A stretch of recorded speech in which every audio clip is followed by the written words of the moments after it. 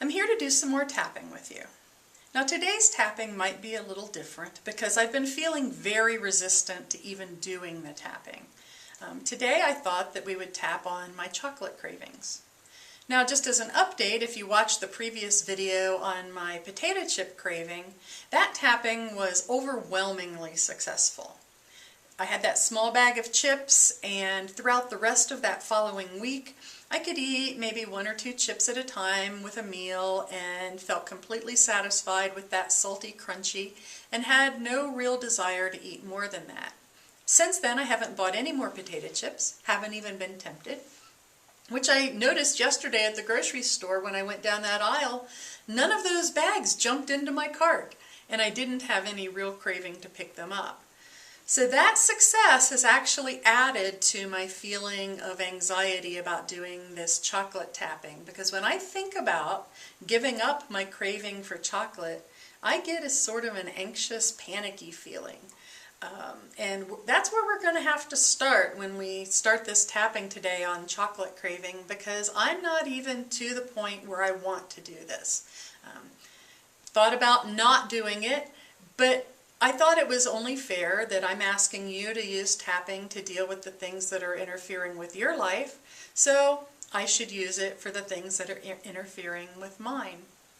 Chocolate, while it has some health benefits, that's only for certain kinds of chocolate, and the kinds of chocolate I eat don't have any health benefits because I can't have the good kind because of my allergies.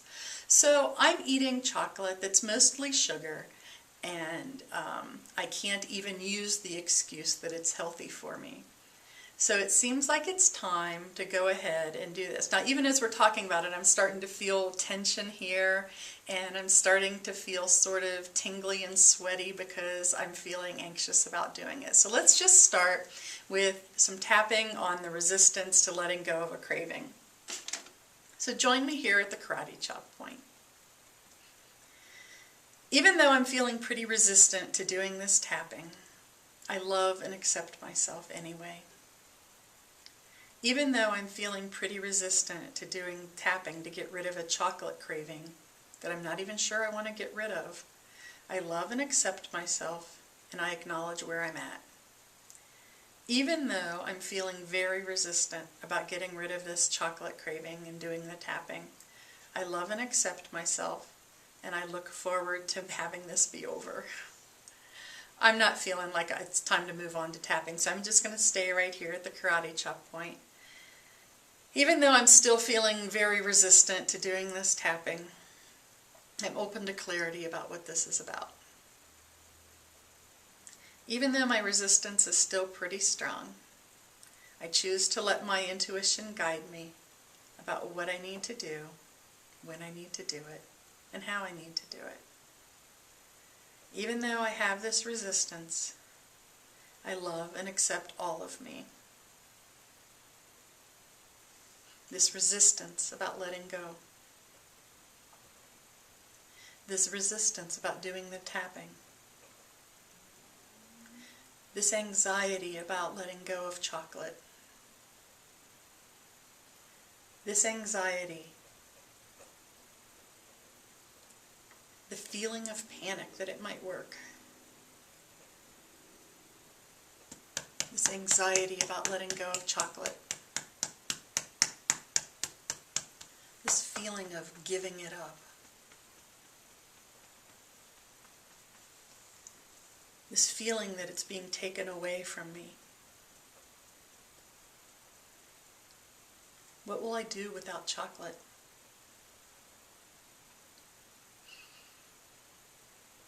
Resistance to letting it go.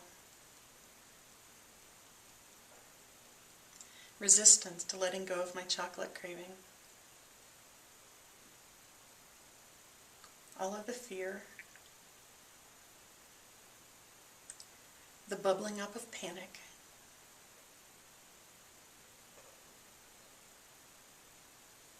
The fear of the unknown. I really don't know what life would be like without chocolate.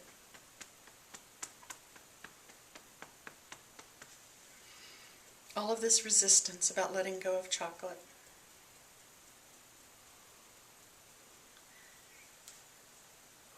Okay, I am feeling better, more like we could do the tapping. So I've found that when you're working on a craving, it's often better to have the substance right there with you. So if you need to go get your own chocolate, go ahead. I'll wait on you. I've got mine right here.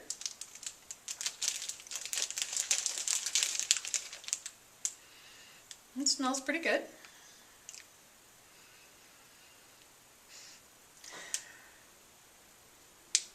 It's probably, my craving's up to about a 7 on that 10-point scale. So rate yours.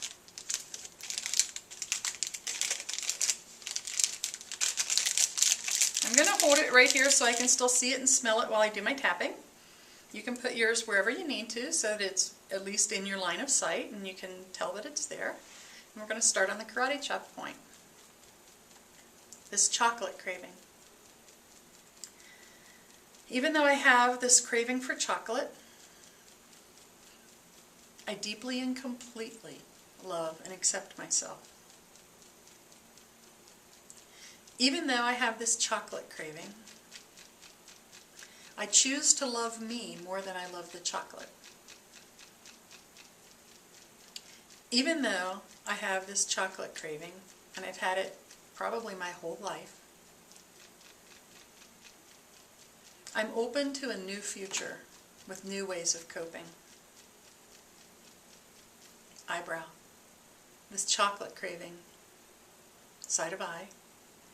This chocolate craving. Under your eye.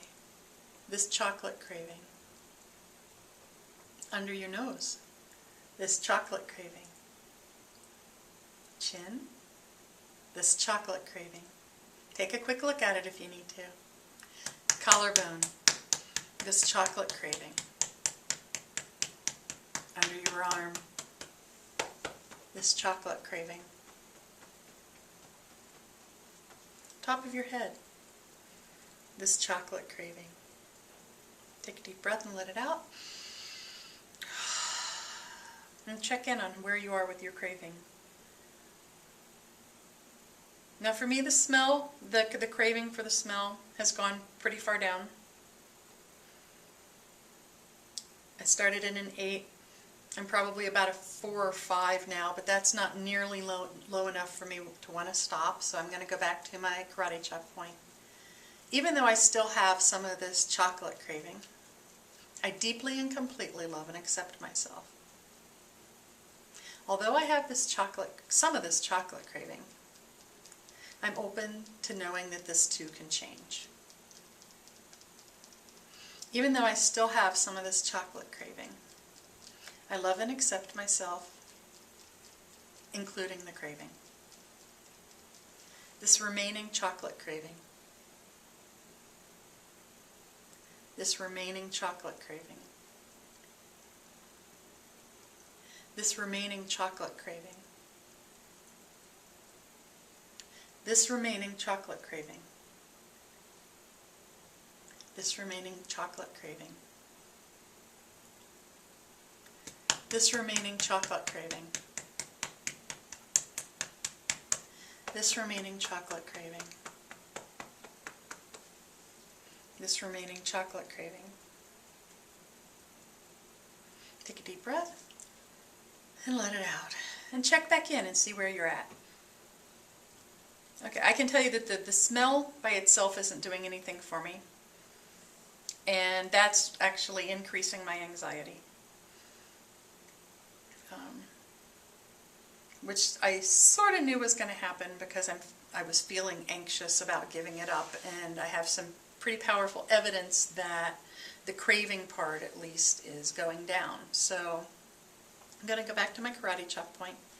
Even though my anxiety about releasing this craving is getting a little higher, I deeply and completely love and accept myself. Even though my anxiety is going up, I choose to focus on the relief when it's all gone. Even though I'm still having some craving and some anxiety, I love and accept myself anyway. Eyebrow. Anxiety about losing the craving, side of eye. Anxiety about losing the craving. The tightness in my throat and chest that I feel is anxiety about losing the craving. Anxiety about letting it go. Chin. The anxiety about letting go of the craving. Collarbone. The increasing anxiety under the arm. I'll call it craving anxiety. Top of the head. Chocolate craving anxiety. Now I'm going to take a little nibble.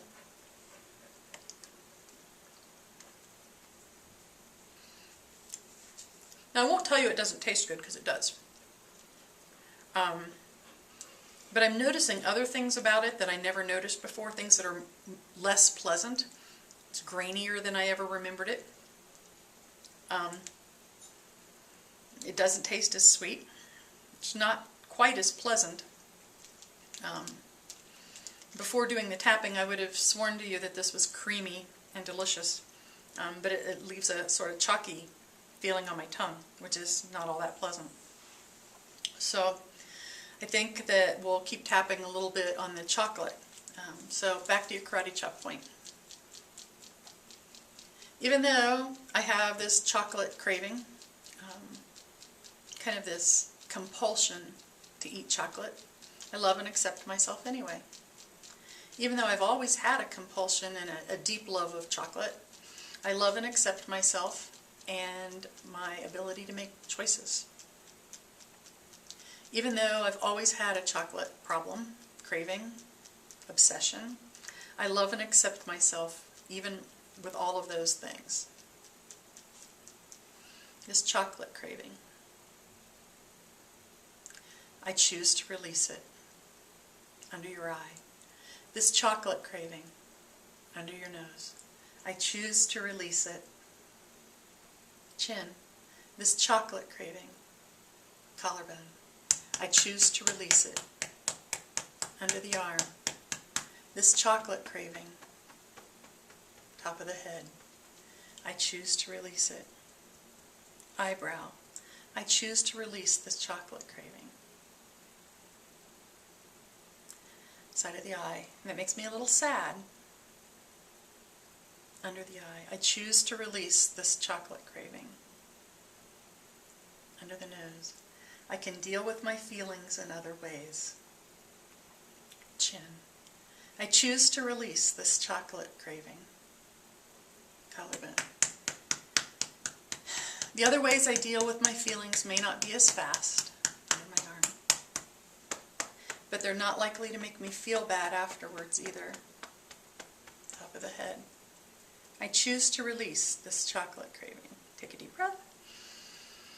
And let it out. And check in, see where you are. It still smells good.